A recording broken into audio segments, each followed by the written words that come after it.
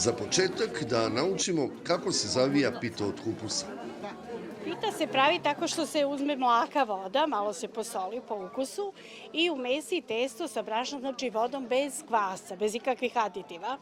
I onda se lepo uguši, pa se malo odmori, tako mi kažemo to. Kad se malo odmori, onda se rastanji i opet se sačeka da se razvuče testo. Kad se razvuče, onda ide nadev, malo masnoće da se premaže i to je to. A taj nadev od kupusa šta tu ide? Ne sam upržila. Ja sam recimo napravila običan samo kupus presan na ulju, posoljen, začinjen i to je to. Na trpezi pita obično dođe na kraju. Često i prethodi svadbarski kupus koji odavno ima status specijaliteta. U stvari, tajna ovog jela i nije toliko u kupusu koliko u drugim sastojcima.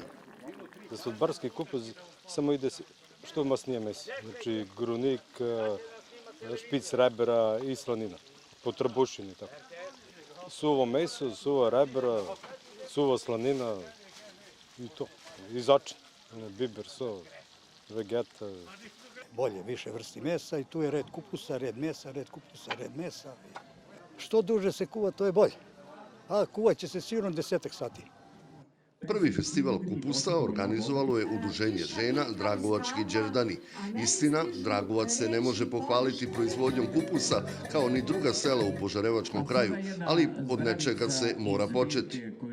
Možda je to jedan od načina da malo se vratimo kako je bilo ranije, kako su naše majke i bake pravile bašte, pa da imamo mi nešto svoje, ali ipak je najbolje kad sami nešto zasadimo i to poraste. Znamo šta smo radili, znamo da smo prskali ili da li nismo i tako nam je ovo jedna lepa prilika da se vratimo, da bude kao što je bilo ranije.